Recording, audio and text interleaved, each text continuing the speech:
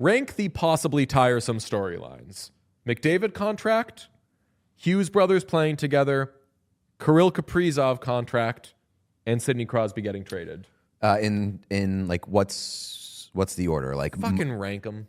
Like the NHL media tour is going on, so players are talking. They're meeting with people and they're talking about their various storylines, and there are some big ones going on right now. Sidney Crosby addressing the trade rumors, whatever it may be. I think in the case of a lot of these things, they're not really rumors anymore. They're just things that we know are going to happen, and the eventualities are being spoken on a little more. Here's Sidney Crosby, quote, "I'm worried about playing for Pittsburgh. I haven't seriously considered anything else. I go into the season trying to do my very best to be ready to make sure that we give ourselves every chance." Hilarious. I don't think about that. It's not something that, ... I know if all my energy isn't towards what it needs to be, I'm not giving myself the best chance for it to be successful. And if I ever come to that point, I would discuss it, but I don't feel like I'm there. That reminds me a lot of how Brad Marchand talked about the Bruins last year when we asked him about trade rumors, which is, I'm focused on this, and stuff like that I guess could happen, but I don't see the point in thinking about it because I don't see it happening. Yeah, I mean, that's the stock answer. I don't know what else you can expect at this point, and I think that like all of us, right? Like we all agree that this is probably on the table. It like has a to be. Crosby trade has to be on the table. I would lose respect for Sidney Crosby if he weren't open to it. I don't know. I don't know like how much it's like seriously been considered on his part, but I'm sure it's crossed his mind. And I think that if you are completely taking it off the table, you are foolish. And I know that Pittsburgh Penguins fans don't want to think about it, probably don't want it to happen. I felt the same way about Marchand. But the reality of the situation is that like the Penguins probably aren't going to be very good. They're probably going to be very bad. And Crosby's only got, at most probably like a handful of years left. And like that guy is wired differently. He wants to win all the time. And at some point, the reality is going to set in that the window is not there for the Penguins, and he's going to want to win. And as we mentioned on the show before, his contract is not prohibitive for another team to acquire him. 2 years at $8.7 million per, and that is so it can be moved with only single retention unless someone wants to move him in the first week of the season, so it can be really fun later on. I don't know if it's going to happen. I don't know if he actually wants it to happen. But I do know that if you're completely ruling it out or taking it off the table, I think that's a foolish game. Okay, my guess is he waits to see if they get Gavin McKenna. And if they get Gavin McKenna, then I think stick around. Be what the Mario Lemieux and Sergei Gonchars and Zygmunt Palfys were for you when you came in. And it's like, oh, they got all these old-ass stars. That'd be really cool. And I think that the Penguins could possibly, if they get Gavin McKenna, could be good enough to contend before Sidney Crosby retires. My only thing about that, aren't you saying that Sid would be kind of an asshole for not considering a trade? And if you're waiting for Gavin McKenna, you're by nature. I'm saying wait 1 year. Well, so I don't think it happens this year. And this offseason, if they don't win the first or second overall pick, I think you do it then. Number one, I don't think Sid is an asshole for not considering a trade. Like, I agree. I think that like human nature dictates that like he is going to think about other options if the Penguins are so bad that he's not having a good time and he doesn't think that he's going to win again with them. If he decides that he wants to stay with Pittsburgh and like he decides the loyalty wins out, that doesn't make him an asshole. It's just the way that he chooses to go.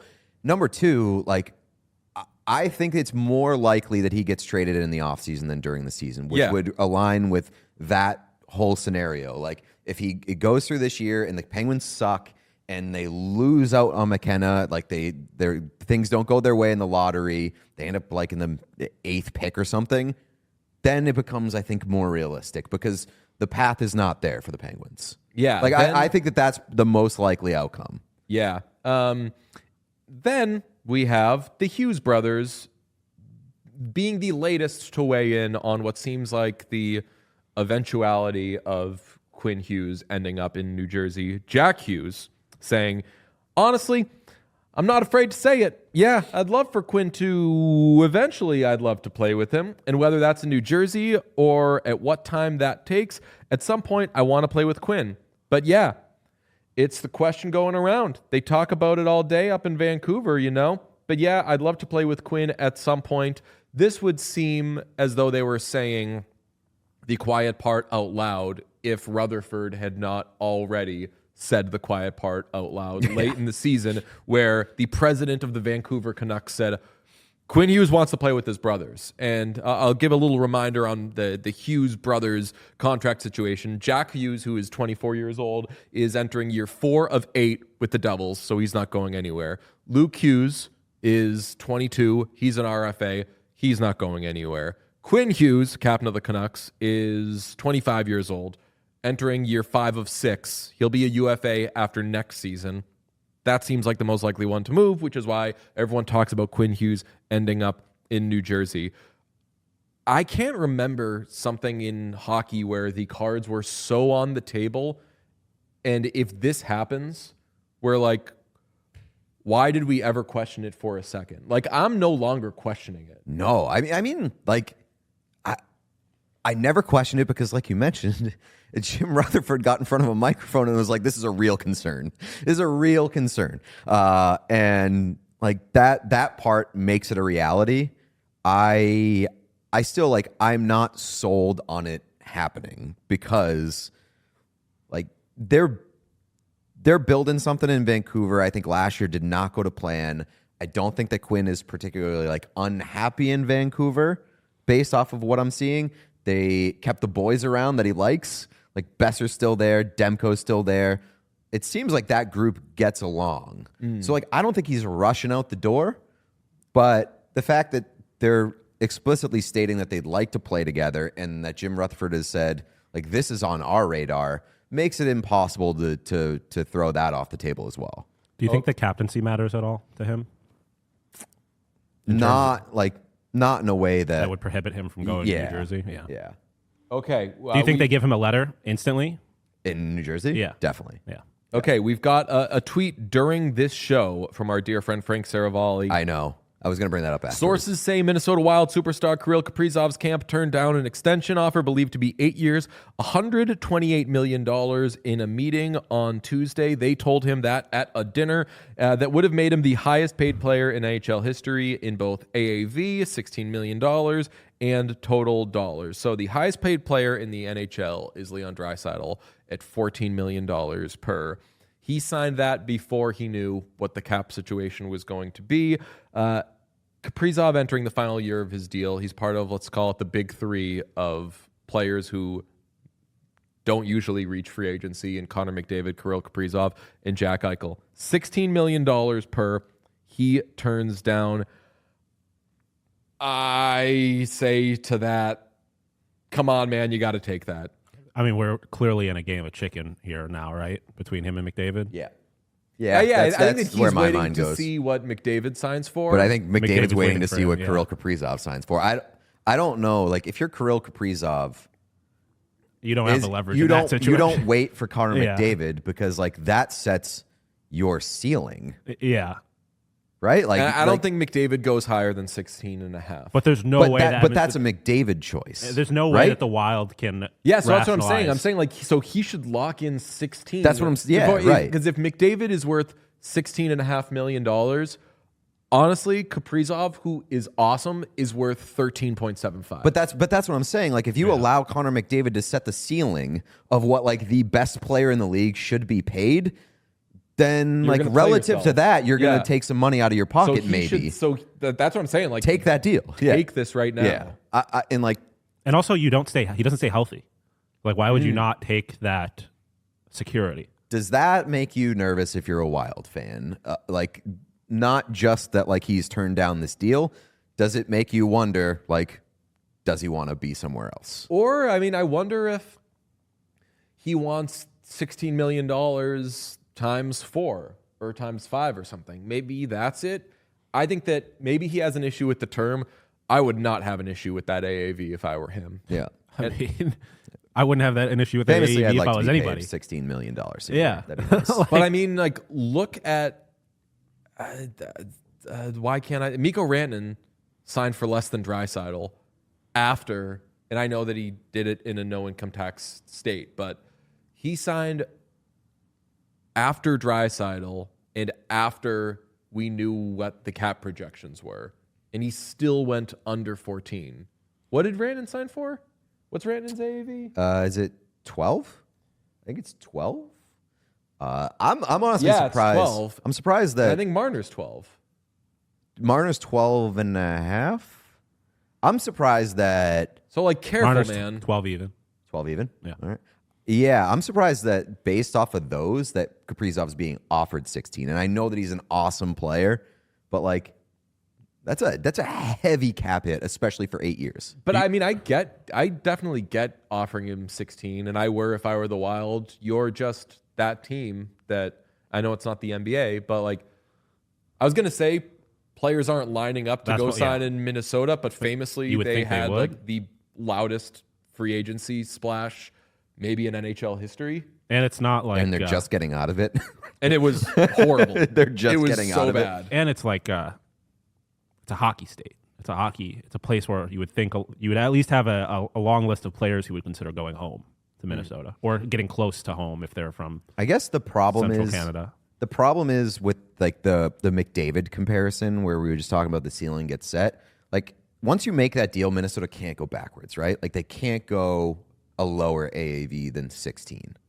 No, I mean, if he wants to be lower on term, then say, all right, you want a 3-year deal instead, 15 and a half times 3 or 4 or whatever, and see if that gets it done. But let's move on to the fourth pillar of what will be a fun little game that I'm going to play with Pete here, the Connor McDavid latest, which there really isn't latest other than some shitposty website made a little shitposty onion type article thing.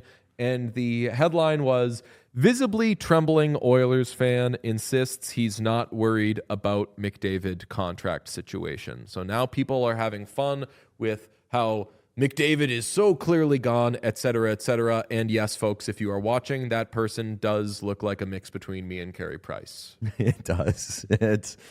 I think if you ask like an AI image generator, like give me the composite of DJ and Carey Price, it's just that picture. San Jose Shark Carey Price. Yes, famously. True. Shout out, and apologies to Mike Greer. He likes old guys. Traded for Carey Price. I mean, I like the idea that Ryan Clough got so offended by the trade for Carey Price that he quit his post and then signed with the Rangers. Shout out whoever put together that article for using a picture of like 2017 Connor McDavid. Not even the right uniforms. Yeah, see those old uniforms? Those Okay. things stunk. The game I want to play with you. Yeah. Rank the possibly tiresome storylines. McDavid contract, Hughes brothers playing together, Kirill Kaprizov contract, and Sidney Crosby getting traded. In like what's the order? Like Fucking rank them. like rank them from which I'm most tired of. Most annoying is number one. Most annoying is number one. I'll put McDavid there because I feel like he's going to sign in Edmonton, but I don't think it's like it's a foregone conclusion. Like I'm not upset if you want to talk about like the possibility of McDavid going elsewhere. Like I said, if he's not signed by day one of the regular season, game one, let's panic about it. But right now, I feel like the general feeling is that he's going to re-sign in Edmonton. Number two, I'll say the Hughes brothers. Agree. Because it's just not going to happen anytime soon. And like they're being asked about it and they're like answering honestly, but in a way that like they're like, what do you expect me to say? It's my brother. Of course we'd like to play together. That I understand having that conversation too. Like again, Jim Rutherford came out and said, this is a real concern. We gotta do something here to keep Quinn Hughes. But it's probably not going to happen for another year and a half. So we don't have to go crazy on it.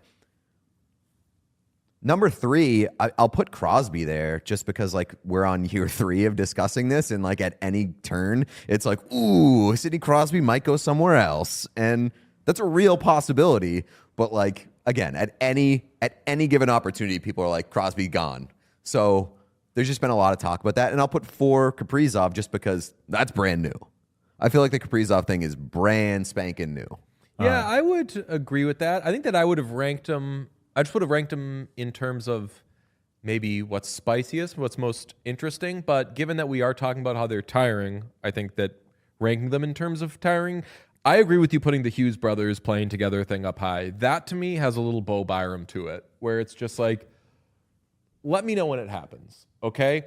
The Crosby one, the only thing I find annoying about Crosby trade talk is people saying he's never getting traded. Other than that, I'm not annoyed by anyone who wants to say where would he be a good fit. I think McDavid possibly relocating talk is very interesting.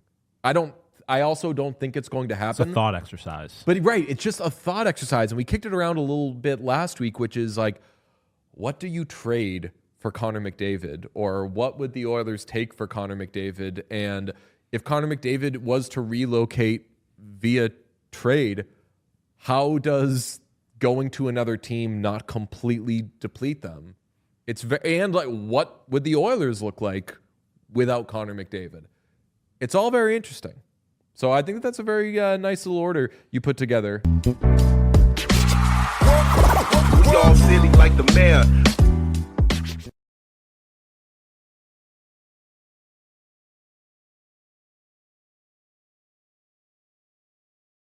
After this year's Panthers team, if you weren't going to address the LTIR loophole, you can't ever address it because they were significantly over. From Frank Saravalli, who has just been schmurdering it with these breaking news pieces. The NHL and NHLPA are preparing to announce the framework of a new CBA on Friday ahead of the NHL draft, an unprecedented early extension. I think we all knew this was coming because of how casually people like Frank and Elliot Friedman were talking about the CBA. There was minimal panic about this, and we felt tipped off to it when Gary Bettman freaked out on TNT about the tax thing. Yeah, you said that. I was like, the CBA's done. Yeah, you were like, the CBA's done, and he's saying, don't make us do work. Don't make us go back and do it. Like, shut the fuck up. Yeah. Because if I get a call from Marty Walsh about this, and now we have to get back to work on this, and now it's, okay, well, we'll do this. If you give us this, then we're fucking back to square one. That freak out was all about the CBA. Biz, again, hashtag, Biz was right. The tax thing is a thing, but it's not that big a thing. But we have a CBA seemingly coming. And Sean, do you have the full screen? Here is from Frank's piece on Daily Faceoff, which I demand everybody check out. The bullet points. The NHL is going to move to an 84-game regular season starting in 2026-27. Preseason is going to be shortened. So 4 games will probably be played per team. That's per Frank. And players with 100-plus career games can only play in a maximum of 2 preseason games. 84 games. We'll go through these beat by beat in a second, but max contracts are reduced by 1 year. So if you're re-signing with your team, it's 7 years. It used to be 8, or it is 8. It'll be 6 years for free agents. It's 7 right now. This summer will be the last summer that can go down. So McDavid is a big person we talk about there. He can sign an 8-year deal, but starting next summer, no. The LTIR loophole will be closed as they do a bunch of stuff with the salary cap. There's going to be more stringent contractual limitations. Headline there, deferred salary will be outlawed. You saw that it's happened quite a bit. Frank Vetrano, famously the Shohei Ohtani of the NHL. Let's see, blah, blah. Yes. The revenue split is going to stay 50-50 between the owners and the players. There's going to be a big increase, maybe even double, of the playoff bonus pool fund. That's great. There's going to be a full-time emergency backup goalie. So that's kind of a bummer. It's kind of lame. No more fun e-bugs. Yeah. There's going to be like a traveling e-bug. Yeah, I mean, I feel like it'll still be kind of cool. Yeah, I mean, it's still going to be a guy that we don't really know about. And this is a fun one. Wonder if it's a traveling e-bug or just like a arena e-bug? determined Yes. arena. Because that's what it is e-bug. now, Yeah, right? yeah. Like there has to be one for both teams. Yeah. And no more dress codes for arriving and departing games. That's an interesting one. That's a good one for us. That's Lula very good for Amarillo. us. I don't know if I love it Like, I don't I truly love it. care about it at the end of the day, but like it's good for business for us. I love it, and Lula Morello has to be pissed. You can come back to us, Sean. My biggest one there is obviously the LTI loophole being closed is going to shorten our episodes to about 22 minutes in the postseason. What happens to this Stanley Cup if there's no Evander Kane and no Matthew Tkachuk? I mean, Gotta think that favors the Florida Panthers. Or The no Oilers. Matthew Tkachuk. It's no Seth Jones. No Seth Jones. Well, yeah, I guess no yeah, Brad yeah. Marchand. Yes. like I do not take this as crying, coping, or whatever. We have been this whole show has been very factual about like what the Oilers did with Evander Kane, what the Panthers did. Like after this year's Panthers team, if you weren't going to address the LTIR loophole, you can't ever address it because they were significantly over and just like heaping guys onto their roster, star players, and it worked amazingly. And I will remind everybody, it was fucking legal. Yeah. So you can't really be mad at them. I don't You care. can be mad that it needed to change. Right. But now it's changing. I really don't care about it. Like it's never truly bothered me. Like when the Blackhawks did it, when the Lightning did it, when Vegas did it, when Florida did it. It doesn't fully bother me, but I am excited by the prospect of not having to fucking talk about it. Yeah. It bothered me that people who I didn't know, so that this is a me problem, but it bothered me that every time it happened, people acted like it was the first time it had happened. Yeah. That's a good And way the of putting it. Lightning was, I remember hammering that like the Blackhawks just did it when people were freaking out about the Lightning. And then people freaked out about the Golden Knights. And it was like, the Lightning just did it. Like You do it. And also, like, the losing teams do it. Yeah. Granted, it seemingly is always the team that wins the cup that does it the most. Like the Lightning won the cup doing it the most. The Blackhawks won the cup doing it the most. Other teams, though, have done it. They just haven't won the Stanley Cup. Like the Oilers just did it. They lost the Stanley Cup. The Panthers did it egregiously. They won the Stanley Cup, so we talk about that. My thing is like fairness. As long as everybody's playing on the same playing field, and I've Right. mentioned this before, like obviously it only mattered so much, especially for the Florida Panthers because they were a 3 seed, right? And they ended up they were third in their division. But like you do, in theory, have to sacrifice regular season games and then, again, in theory, make your path to the Stanley Cup harder. So it's not like it was just fucking free money. There was even if minor, a trade-off for it. But I agree. I'm glad it doesn't have to be a topic of conversation. That's the same thing with the tax thing. It's like I would like fix it just so we don't have to talk about it anymore. They do need to do something about, I don't know if this will be in there, but I think there needs to be an Ekblad rule. That if you take steroids, Where if a player is suspended, you can't exceed the salary cap by that. You can't act like that player is injured. That player did something, broke a rule.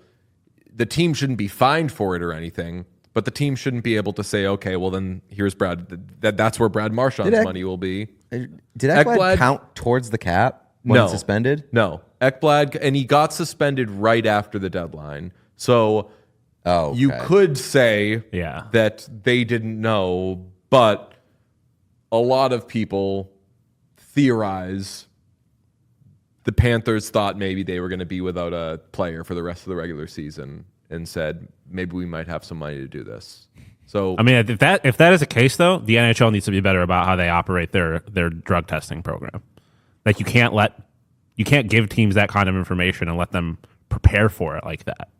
Oh, maybe they just saw that he'd been taking I guess steroids out in the open. They're like, they're popping him one of these days. Let's just trade for Brad Marchand. Sam Bennett without walks a shirt on. So yeah, Sam Bennett had to walk into Zito's office being like, I have a feeling we're going to be without Aaron here for a little bit. Because Sam Bennett was like, I've been secretly injecting Aaron Ekblad to get him off this fucking thing. I think we're still skipping the most controversial one, and we'll get to that in a second. But what do we think of shortening the max contracts?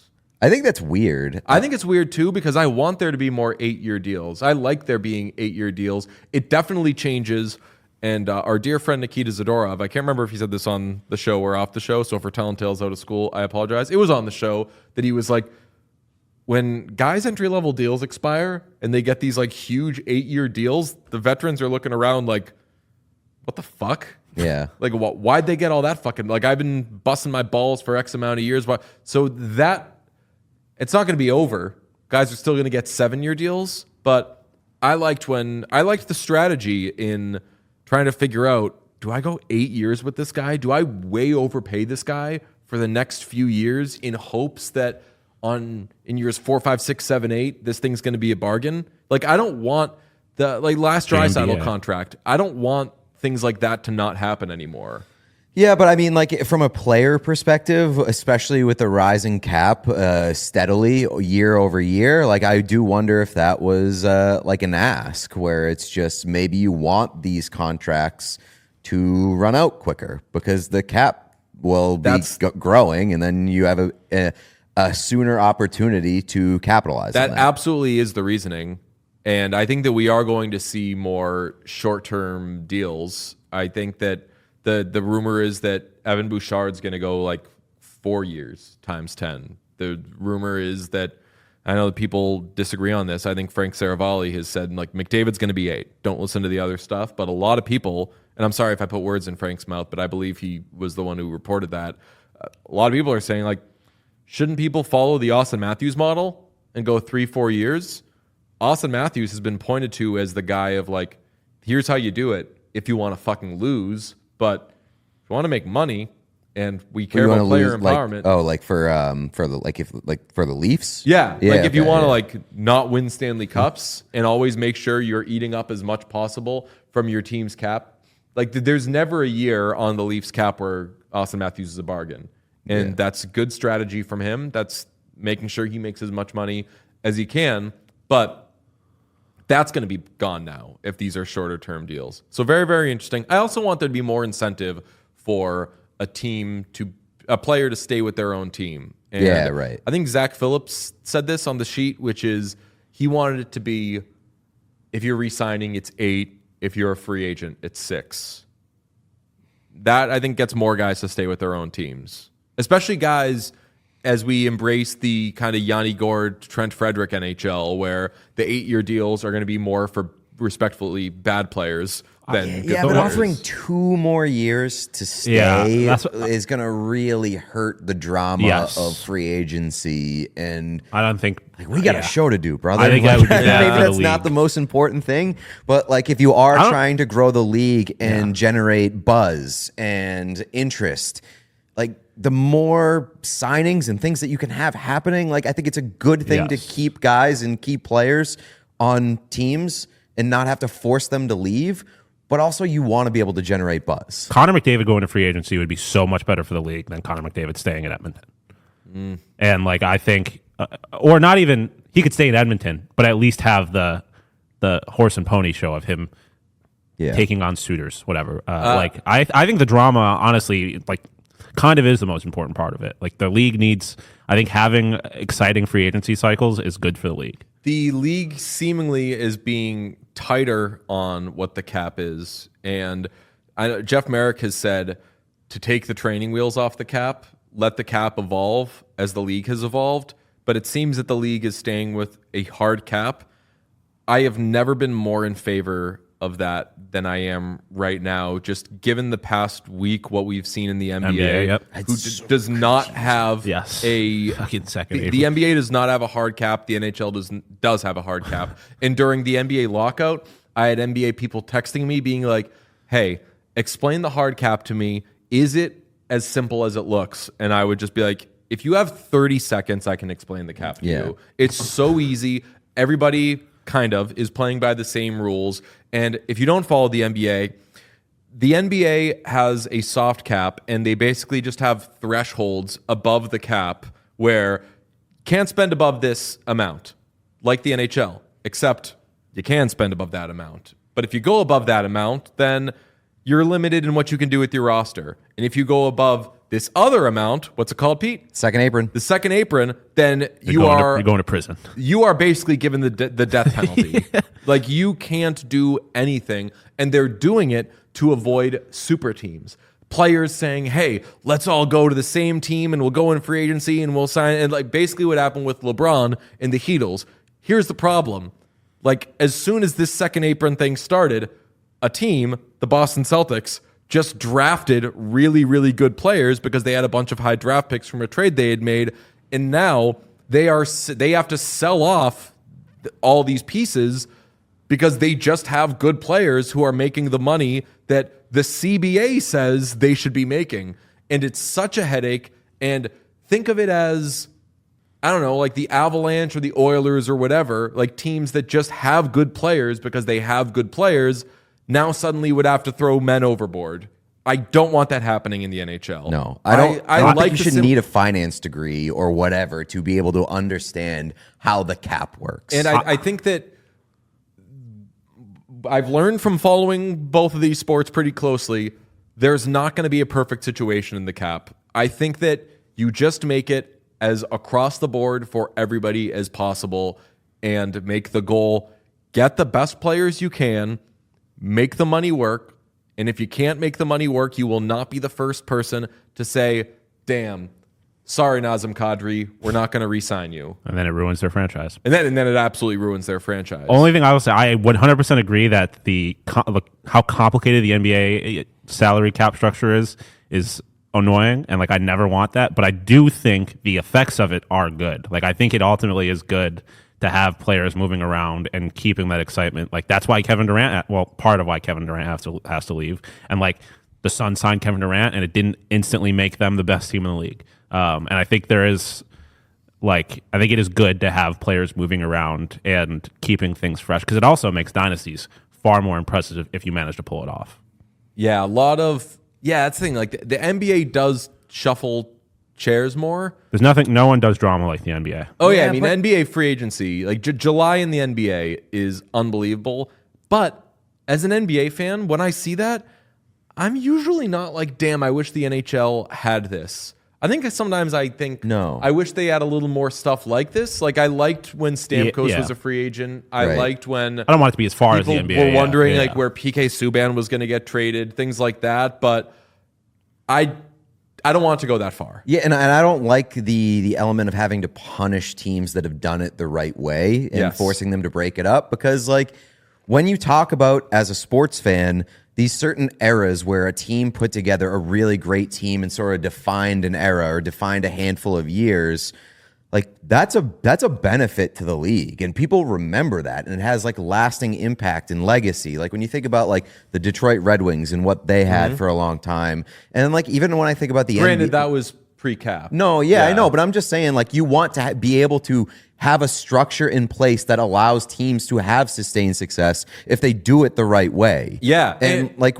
even when I think about like the super team element of the NBA and like the Golden State Warriors, for all intents and purposes, did it the right way. They drafted these players like a Steph, a Draymond, a Clay, and they were able to keep them together for a long period of time. And like as a non-basketball diehard, when they had their runs of dominance, I was more interested in checking that out as a peripheral fan. Yeah. Because you want to be able to know what's going on with the team. You want to be able to recognize a core.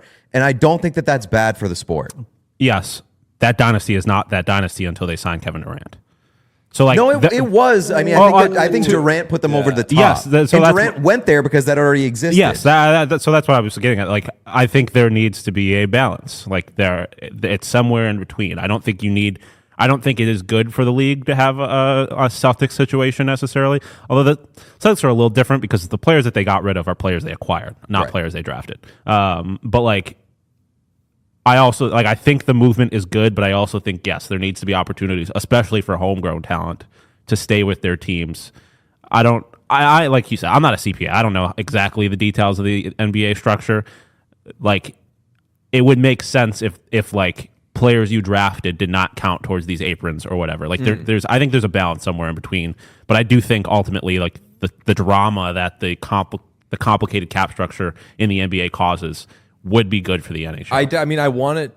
That's the thing. Like, I think ultimately I say just for now, until we can figure out something better, stay with the hard cap that is just essentially what it is now. But I do like the thing of if they're your own guy, like if you drafted them, then you can exceed by whatever. Yeah. Or something like, I've brought this up before, Major League Soccer has designated players where you can have, what's that? So just pay them whatever they want. Where you have 3 players who make what whatever you want to pay them. Rocks. And then everybody else, you got a cap. You can't go above this. And I like the strategy element, though, of it, that like what Pete said made me think of this, which is like what Florida has right now. They can become a dynasty, but they don't just get to be one. They have to make the right decision within the cap, and they've got a perfect example right now. They would love to sign Sam Bennett, Brad Marchand, and Aaron Ekblad. If they do all three of those things, maybe in 2 years they've won 2 more cups, but also maybe in 2 years something has happened that makes it seem like this team has no more runway, and they're now backed up and jammed up with all these contracts, and you'd think, man, what could have been if they just freed up that money? Like, winning is hard. Yeah. And I want to feel like when someone wins, they did something genius that we didn't see. And so far, we feel that way about Bill Zito. And with a cap, we're going to keep feeling that way if he keeps winning. Without one, it's just, we'll just keep spending. And take away our future first-round picks because we've exceeded this apron or whatever. That's not as fun. And it's more confusing. So I'd say good on the cap stuff for now. We reserve the right to change our mind. And then the big one, like I said, we're bearing the lead. People are going to feel some kind of way about an 84-game regular season. I don't love it, but I'm not as furious as I feel people have been. And I haven't seen reactions yet, but I bet people are going to hate it. I don't think it's necessary, but I mean, like, you're shortening the preseason. It's 2 games. It doesn't really like make me feel all that strongly. I'm curious, like, how are you allocating those games? That to me is like the biggest question, and I've been banging this drum for a little while. I think the NHL needs to restructure the schedule to prioritize divisional games more, because they're in a place where they're prioritizing the divisions in the playoffs instead of the regular season, which I do not agree with. I think you need more games against divisional opponents, and you need to build up those rivalries and build up those sort of, just like kind of those division opponents. And so if you're adding 2 games, like, say that as a Bruins fan, if you're throwing 2 more games at me with the Leafs and the Montreal Canadiens, by all means, I'm for it. That's a big, cool. Like, I don't feel like I'm going to get to game 84 and be like, oh, there were 2 more games there. I'm going to kind of, like, it's not going to mean anything to me. It will be annoying that, like, someone's going to set a new President's Trophy record, and they're going to be like, greatest team of all time, even though they have, like, the same points per game as the Bruins did, like, a couple years ago. Like, stuff like that always annoys me when schedules get changed, but otherwise, who cares? Cody Cece's saying, what's the big deal? Yes, I play 84 games all the time. Yes, we'll finally get like an 86-game season. I love that. Only thing I worry about, as always, is the health of the players. Was the like veteran preseason limit a thing before? No. I mean, I feel like that was kind of maybe like a self-imposed thing. Like, they ultimately weren't playing that much anyways. But I get why you have to do preseason, kind of. But I mean, we're just talking about shifting games here. Yeah. Like, for me, like, if a player gets hurt in a game during the regular season, like game 1 of the regular season, because there's one less preseason game, hockey games. Yeah. Who's to say that they're not going to get hurt in the last preseason game or whatever it is? My thing is, like, I don't really care about the games. I would rather them focus on like the structure, in the sense that, like, when things start. Like, I think the summer needs to be rehauled. I don't like. I feel pretty good about where we ended this year. Yes, I agree. I think it being earlier this year, but I hate it. Like, last year, the quick turnaround between cup, draft, free agency. Like, I don't like that. Too much. NBA suffered from that this year. The NBA finals ended in 3 days later. Yeah. The draft was. Why are we having day 1 of the draft on a fucking Thursday? Do it on Wednesday, a Friday, right? It was yesterday. Or Wednesday, yes. Yeah. Do it on a Friday. Yeah. Per Elliot Freeman, the new CBA could create a permanent e-bug to practice and travel with their NHL team. I don't like the e-bug practicing with the team. I want the e-bug to really still feel like it's out of left field. I want the players to feel like the e-bug is out of left. I don't want them to know that guy. Exactly. I want there to be some, like, who the fook is in net. Who the fuck is this guy? Like, you're in the Stanley Cup final playing game 5 or 6. I definitely don't like them traveling. I like there being a arena specific guy, and then all of a sudden somebody who is employed by the Toronto Maple Leafs and has Toronto Maple Leafs gear is all of a sudden playing against the Toronto Maple Leafs for the fucking Seattle Kraken and shutting the Maple Leafs out. Like, that's the kind of shit that I like. Also, how much is this E-Bug getting paid if they're full time with the team and they're traveling? I feel like it's got its backup or bullpen catcher energy. Yeah, interesting. Is it? I have a number in mind, but I want my E-Bugs to be working a full time job and then being an E-Bug. I want this to feel like winning the lottery. Like, I want this to feel like a fucking movie, like Mike or something, where all of a sudden they woke up one day and they were an NHL goalie, and like it's just a cool thing, not like this is their job. Yeah, this one kind of stinks. I hate the even though it's one. something that we see like 3 times every decade. But that's why it's special. But yeah, I know we'll never see it again. NHL stands for No Fun League. We all silly like the mayor.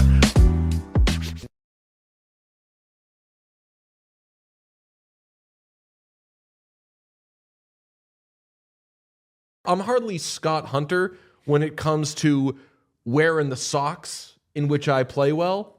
But you see that and you're like, they got to wear those ridiculous jerseys always. There's a new hottest team in hockey, and it is the Edmonton Oilers. After struggling a lot this season, and we've definitely highlighted the lows, the highs have begun. They went belt to ass on Thursday against the Kraken. Absolute belt to ass. Then also smoked the Jets on Saturday. Very odd. We were talking about it before the show started. They've won 2 games in a row. And if the playoffs began today, the Oilers would be in. And I don't understand the math on that because they've been bad for so long this season. And now they look good. They're playing good, but they've still only won 2 games in a row. Yet, by points percentage, they'd be in the playoffs right now. It's so annoying. It's so annoying.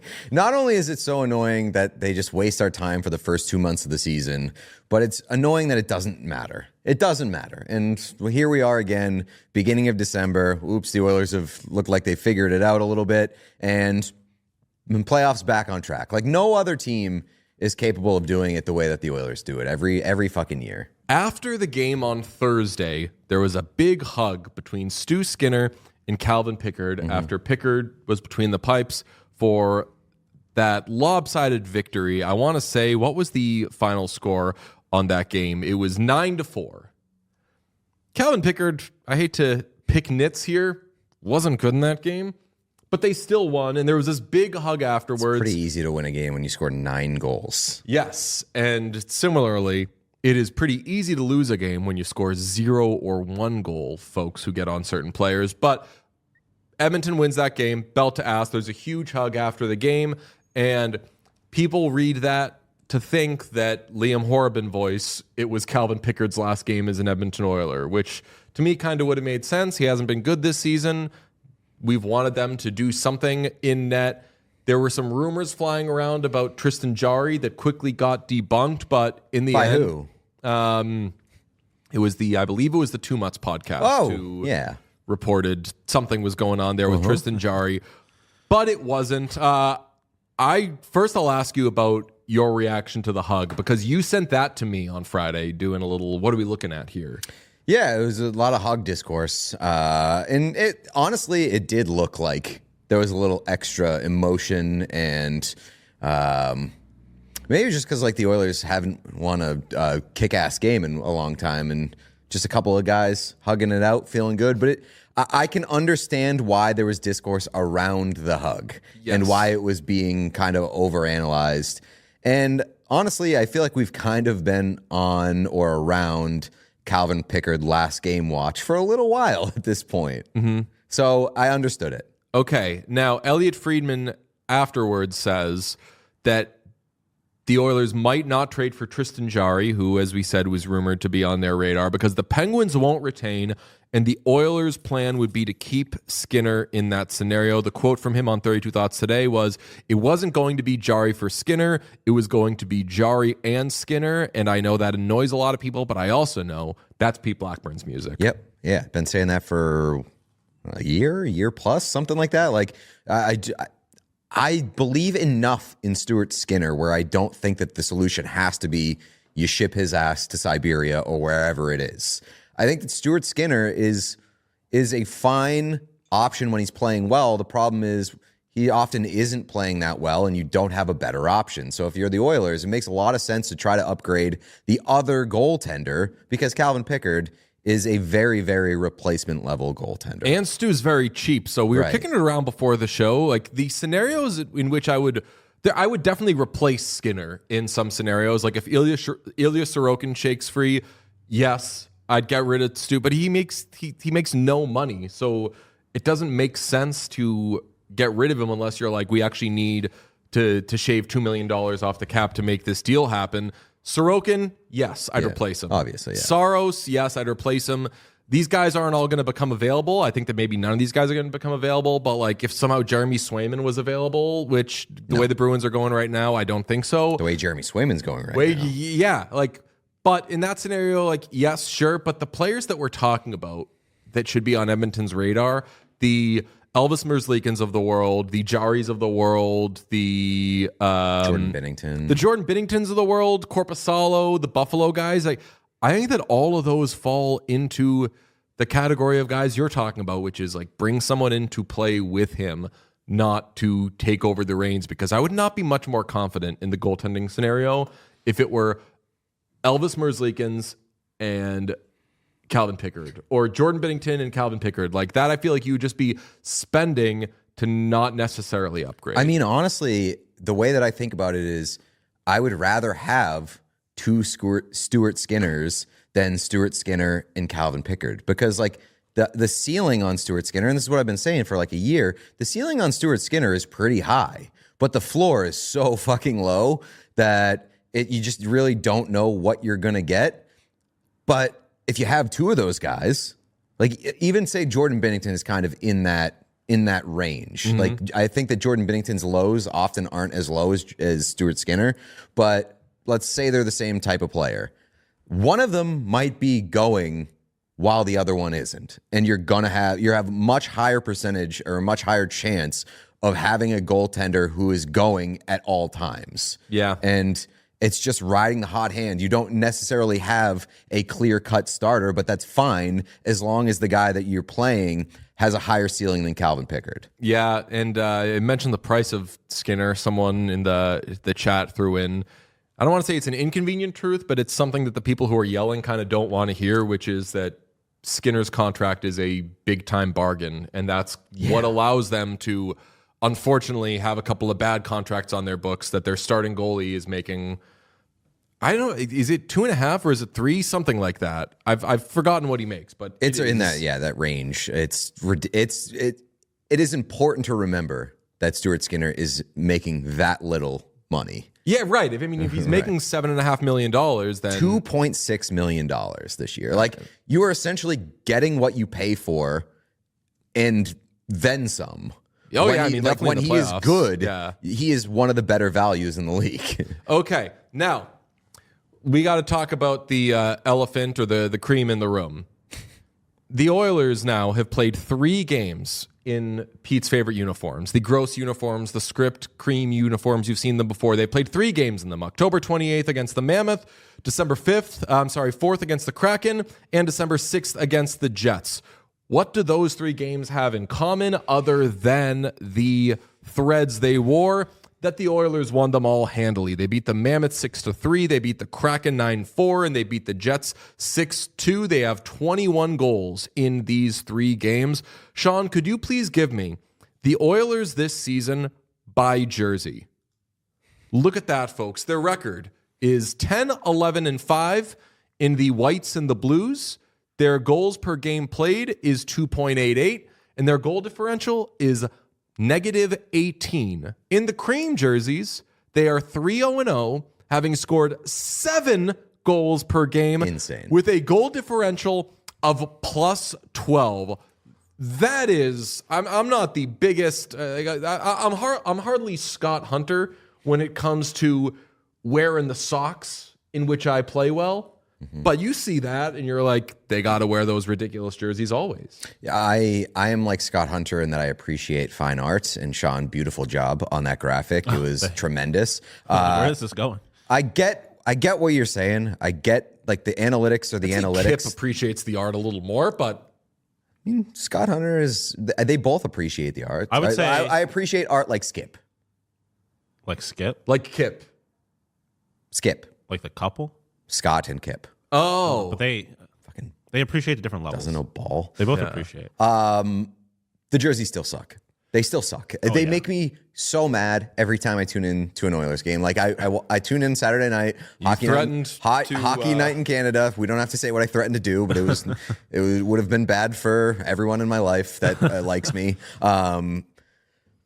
Every time I tune in and I see that the Oilers are wearing those jerseys, it really bums me out because they fucking suck. And they get worse every time I see them. And I figured out the big problem with these jerseys for me is that the Oilers wear them at home.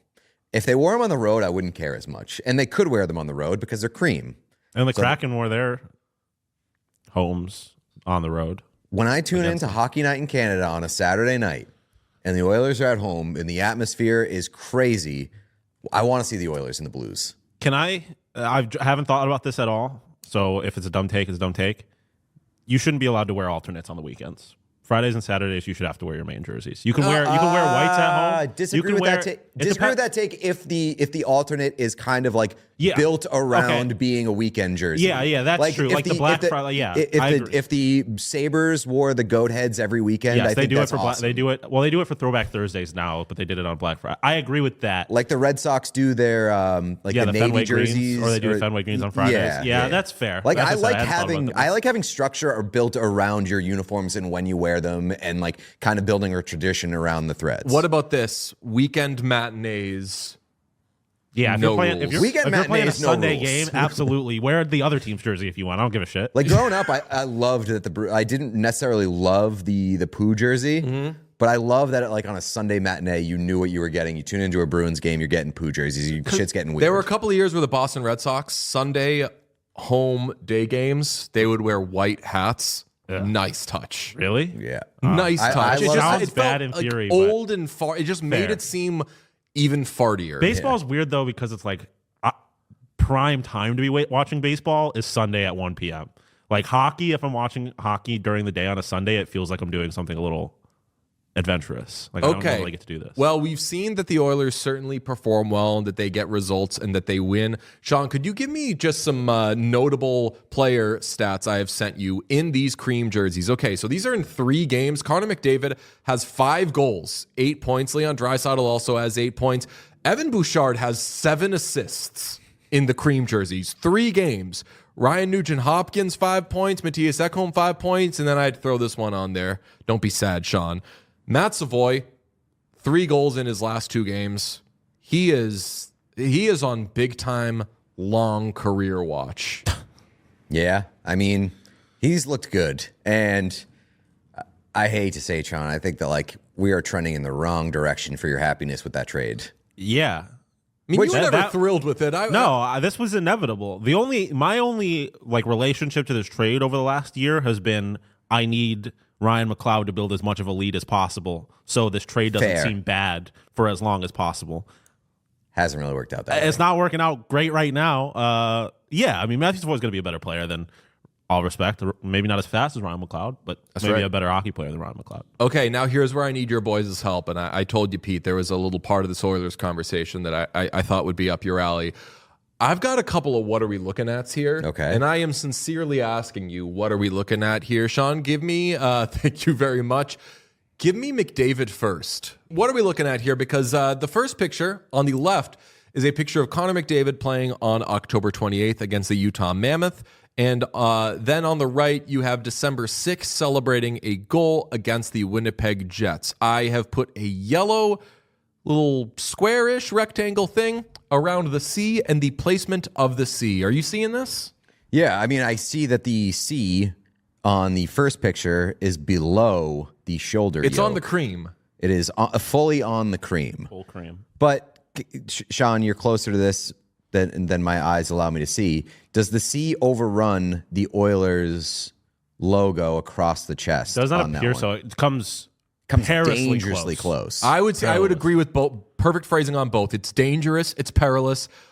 From where I stand, it looks like it's not touching. No, there's a gap. You can see a gap, but it is definitely closer than it should be. There's It's flirting. It's not ideal placement in either of these pictures. It's in a I'll say smoothie that. shop. Yes. It Comments is are flirting. going crazy right now. Jesse says, "Oh, we're seeing this." Sean says, "Thank God for those rectangles." I mean, honestly, if you didn't do the rectangles, it would have been a more fun segment. It would have been a fun, spot the difference. Yeah, right.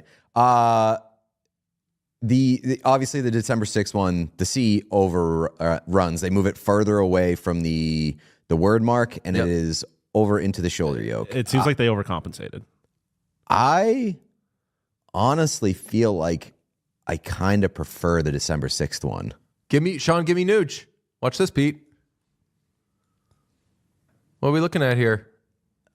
Oh man, so they did this on both. This seems like it was maybe there was a memo that went out. I was gonna say this is intentional from somebody. I was going to say an equipment managers only meeting. Yeah, Well, like this I was think definitely this is more not a likely mistake. An email that the equipment managers got from whether it be the NHL, Fanatics, Oilers, higher ups, being like, "You're not putting that thing in the right spot." Okay, so I changed my opinion based off of this picture because The A looks the real A good, looks yeah. horrible. The A looks good in 28th is what I was saying. 28th, yeah, the A looks horrible on the new one. So move it back down. So you say keep it off. Put it in its own place. Give it its own space. Give it its own room. That's right. I mean, yeah, the A on new just plays perfectly on the 28th, I'd say. Yes. All right. It's weird. I don't know what the story is there, but just something to look at. Cool. Another reason to hate these jerseys. I do want to get one of these cream jerseys, and famously, I've had a Jake Wallman one in my cart forever. I would feel weird doing it now because Wallman hasn't been playing in these games. He played on the 28th against the Mammoth. I think he actually had a couple of points because everyone goes off in those jerseys. As somebody who wants a Mikko Rantanen Whalers jersey, all they got to do is wear it once. Okay, what I'm thinking now, though, is either Nuge with the Play Alberta patch because there is so much shit on that, man. It's like a pro standard jersey. It is, yes. That looks like Pro Standard made it. There is just shit absolutely all over it. Or, what about a Matt Savoy? Fuck you. I was gonna. Say, I think you should get the Evan Bouchard. You don't have a Boosh jersey. I don't have a Boost jersey, and that definitely fits with the, what the fuck is this? now? Yes, That's and a he's very been well going off 7 assists. I think you should get a R.I.P. in peace Calvin Pickard jersey because you want to talk about a moment in the time. Calvin jersey. Pickard Memorial jersey. You want to talk about a moment in time jersey? That's Yeah. that right there. Okay, it could be that. So is that, let's see, is that everything we No, had it on? can't. No, Also, we need to note how the team is embracing the cream of this all. Do you have the Sportsnet post, Sean?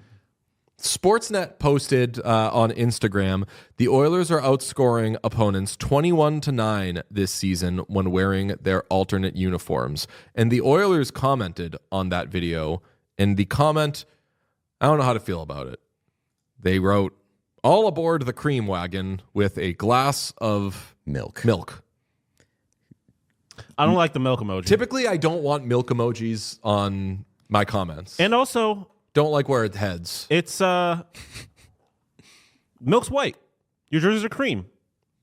Yeah, but maybe they're suggesting that's cream. Yeah, but it also.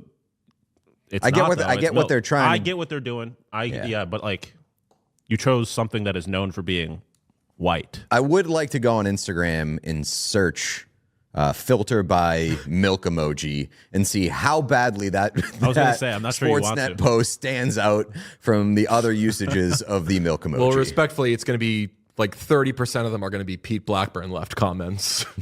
Maybe, maybe not. God forbid men have hobbies.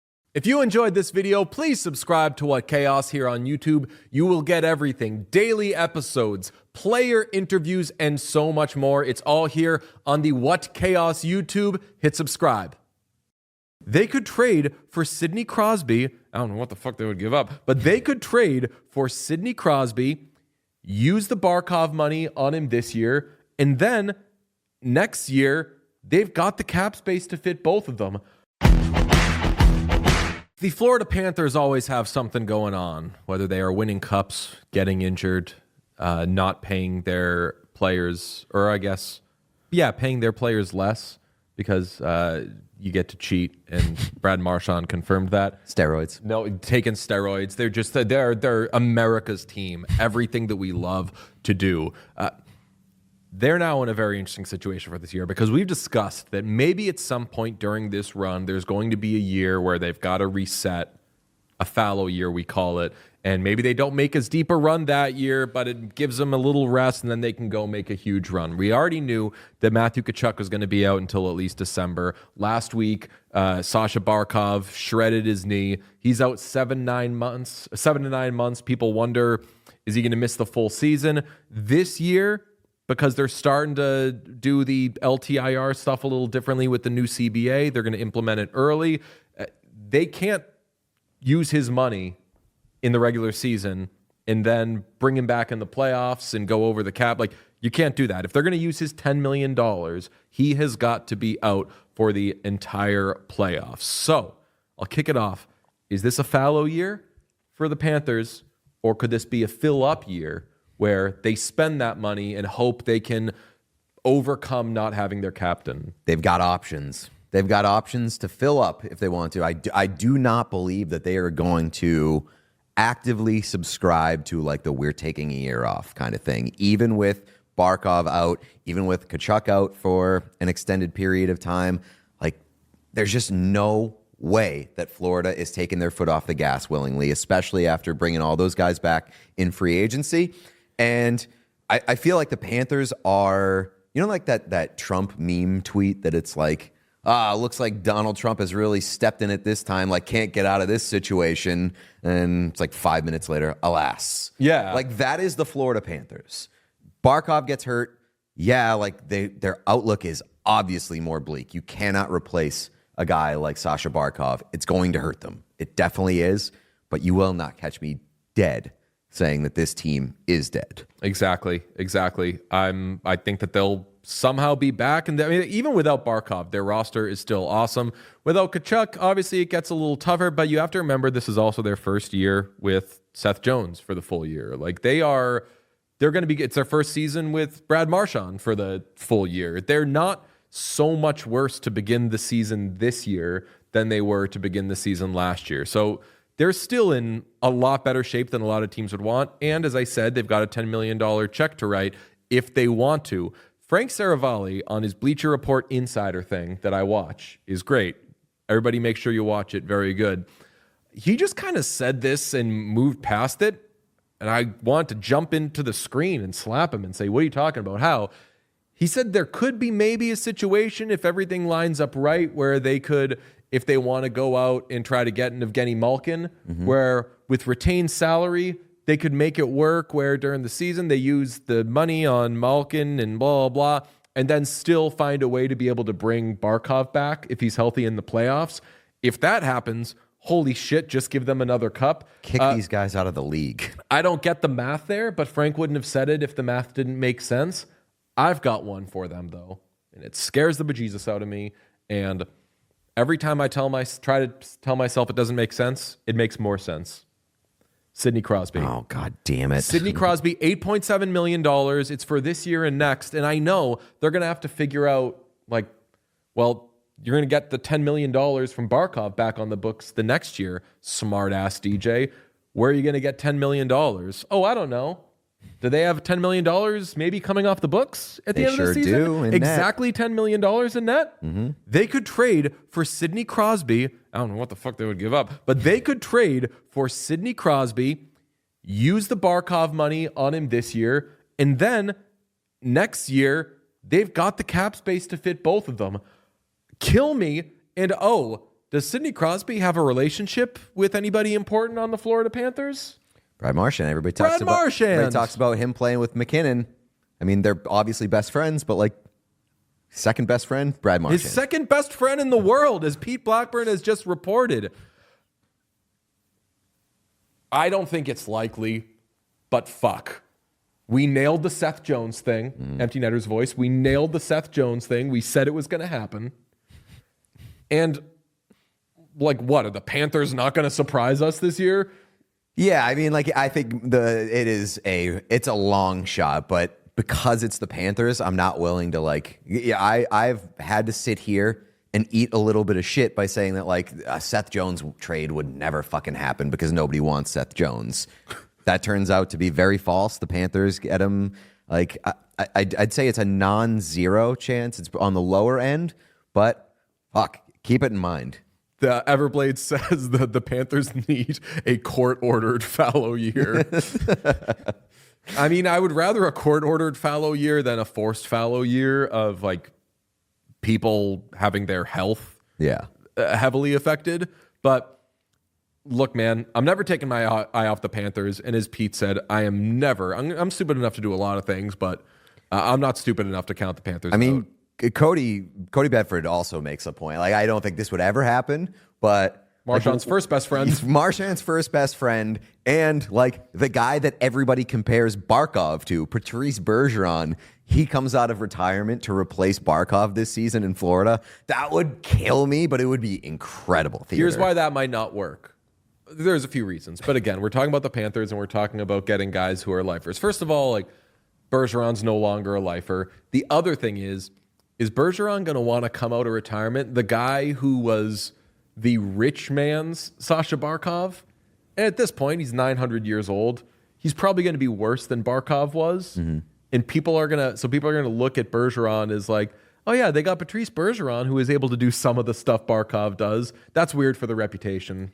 I don't know, like Bergeron Mario Lemieux did it with Crosby when Crosby was on the Penguins. Yeah, and Crosby's going to be on this team too. People forget. That's true. So, yeah, this all works. Mario comes out. Yeah, that's right. No, side point that I wanted to make too with this situation is there was a lot of talk and a lot of analyzing the Sam Bennett contract. Has any contract that has been like kind of people being like, this contract sucks, aged so well? Like the Sam Bennett contract. Before it started. $8 million seems like fucking nothing now. And where would this team be without Sam Bennett on the depth chart? We should do a study on contracts that aged well before they began. Yeah. I mean, I feel like it aged well when he signed. Were people not talking about him getting $10 million? Yeah, I think that the $10 million thing was what people were complaining about, like thinking that he could get that. But that's what I'm saying. Like his contract that was still people's is expectation. probably like an overpay if you base players on their numbers. Like when we talk about like this guy's scored X amount of goals, like they're all regular season numbers we're talking about. So like on paper, you still look at that and you're like, he must be funny or something. Well, and he's 29 years old, got an 8-year deal. Like, what's Sam Bennett going to look like in his mid-30s? Well, that part of it is completely removed when you're talking about the Panthers because they clearly do not give a shit what their team looks like in like 5 to 6 years. I feel like and they shouldn't. Zito is going to show up 5 years from now and be like, I'm not doing this shit. I mean, I should got absolutely my 3 take rings. a different job. I'm leaving. It's like the John Harbaugh Michigan thing where it's like you get your program suspended. Yeah, fuck them up. Get kicked out of college football. Not taking that win ring a away. national championship and just go to the NFL. We all silly like the mayor.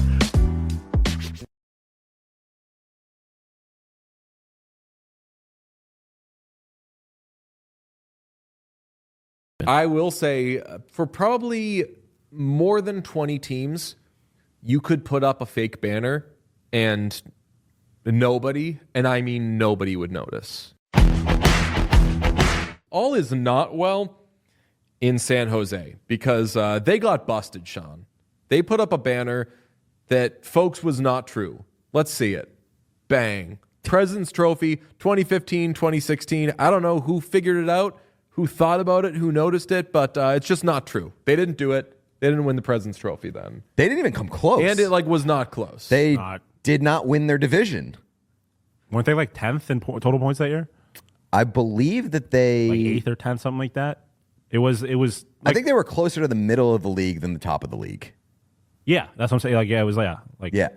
So they just straight up lied, and I don't even know like what they were going for there. When was the last time they won the President's Trophy? Like 2000. Like I believe it was before 2010. Okay, President's Trophy winners by year.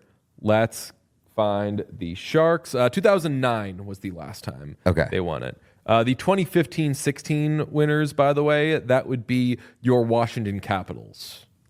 That's right. 120 points. That's a hard-earned figure. The Sharks finished third in their own division. So, I think Ambassador Greece is probably getting at what happened here. Like, they won Prince of Wales and just confused them or something. Like, Because that was the year that they won the went West to the thing. Stanley That's Cup why, at least final according and to lost to They the were making the Penguins. banner and they typed in PR and then the thing where Just it's like blue says like Prince of, hit enter, printed. Yeah, so they lost, send it they up. lost the This just- Penguins in the final that year. strikes me as there is somebody in the office who's responsible for this, and they just maybe career was more like sales or marketing than it was necessarily being in hockey, and they just didn't fully understand what they were doing. I will tell But you, do you know how we talk all the time about like how did this make it past like one layer of approval in like in a boardroom? It's like how did this go to print or how did this get aired? How did this get hung up is the biggest question. How did this get printed? I think it being printed is Transported excusable. and raised to the rafters. I think every ounce of that is excusable up until it gets raised to the banners. Because like I think it could be one person that is just required to send the text being like, hey, we have to replace our banners, so replace them. One person just got a little confused on one of the banners. That's they it. sent it, and then they got brought in. The second you open that up and you look, and then again, it was probably just like facilities guys who were like, okay, these are the new banners, we got to hang them up, and then didn't. But I just don't understand. It can't get to a point where there's members of the public taking pictures of it. Like if it goes up, it has to immediately come down. That's the thing. so that I most agree. confuses It me. had to have been in a batch of things. Yes, 'cause It I wasn't believe a they singular, replaced all of let's their put up banners. this one banner, Yes. let's write an incorrect thing. It was definitely they were redoing a bunch of them or something. Because I saw someone tweet that like, by the way, Sharks, the old banners were better. So I think they had just replaced all of their banners. But again, the fact that it got hung up and was up long enough for somebody to see it and tweet out a picture can't happen. I will say for probably more than 20 teams, you could put up a fake banner and nobody, and I mean nobody, would notice. Like a fake banner saying what? You can't do Division that. champs, Yes. Yeah, I think- conference champs, whatever year, like you could put that up and like we could go to the Garden would be tough, but like they might not be one of the 20 teams, but we could go. I think if to, you snuck a division title banner even Yes. in the Garden, especially with how many of those banners there are. I think you're getting at least 2 years out of it. Do the Bruins even hang up those kind of banners? Yeah, I think they have division champ banners. thought I they think only they had have like cup banners. like a banner that just has all the years that they won them. I Could be wrong. I think that there is definitely a line in terms of like the magnitude of the achievement that the banner is celebrating where it would be noticed. I guess it depends on the achievement and the team because there are teams that just don't have a lot of banners. Right. If you did it in Nashville, people would be like, "Oh, I didn't remember Nashville having it like that in Well, 2006." That is a horrible example to use because Nashville hangs banners for everything. Yeah. Oh yeah. Yeah. By the way, so, you are like- right that they have a banner that just has the years, which you could easily sneak a couple of That's years what I'm onto one of saying. those. No one's noticing Definitely. that for If you, a while. That is for sure. I think if you hang up like the Sabres, for example, you can't put up anything. Because if there's a banner that all of a sudden says 2014, you're like, I know that's not true. They haven't done shit in 2 decades. You know who's going to notice it though, by the way? If you sneak a fake year up there? Fucking you. I'm a big Or banner watcher. Me. Yeah, Like when I was I'm a look at the kid. details. Yeah. And you're like obsessed with learning about, because like if I get into a team now or a league or whatever, chances are I'm not gonna like dive into the history or whatever. But when you're a kid and you're like a huge fucking sports nerd and you want to know everything about everything, you're like, wow, you're telling me the Flyers won the Eastern Conference 5 years in a row, and like you'll look it up and be like, oh no, they didn't. Yeah, I mean, we famously are big banner watchers. I think the big example are Detroit. We watched 4 banners. With Detroit, we were at least I was blown away were by the fact that they had retractable banners that also I believe switched in between the teams that were. I can't remember if they switched between the. I don't remember if they always had like the Red Wings and the Pistons up, but regardless, they were retractable. And then in Florida, they have the most inexplicable order of the banners. They go in like a weird reverse order. Like they have the new one first instead of going left to right, like chronologically, like most of them would. I just remember I don't remember the exact details. I just remember their order in which they were hung up was very I want to odd. say in Florida they had Or they the organized years them. not in order. Yeah, Like, it was something weird. That really upset me, but I Yeah, can't remember. fudging around with the numbers in Florida. Is that what you're saying they were doing? A little bit. I will say big week for banners too, because Nashville, who Yes. famously has hung banners for like 9,000 things that happened but didn't need banners. They have removed the regular season champion banners that they hung when they won the President's Trophy, which is great behavior, long overdue. But regular season champions should never be on a banner. Yes. Like Call it President's Trophy. Call it President's Trophy, even if you didn't win it. San Jose Sharks. I think that it's more palatable to make up that you won a President's Trophy than to print a banner that says regular season champions, because you're not a that is not a fucking thing. You are not a champion. You finished in first place during the regular season. That's an admirable achievement. It doesn't make you champions. Since we have been to Amerant Bank Arena, they've replaced all their banners. They have new banners now. Oh, really? So problem solved. Well, they got reasons to print new banners. Yeah. They did something similar. One of my favorite things about banners, particularly the Sabres banners, because they do have some from the old days, is seeing the logos change throughout history Yes, and the that's colors. awesome. Florida replaced all of them, and the Sharks are a little different because they haven't had as much change in their logo, but like they replaced all of them with the modern logo, I hate that. and I don't like it. Yeah, no, the banner should be reflective of like the team that won it. That I agree is the wholeheartedly. reason you were hanging the banner. So I like having the older logos. Oh, okay. Actually, I stand corrected. They did not do that. They updated all of the banners, but they do have the appropriate logos. damn it, for Sean. Sorry. I'm working off limited information here. We all silly like the mayor.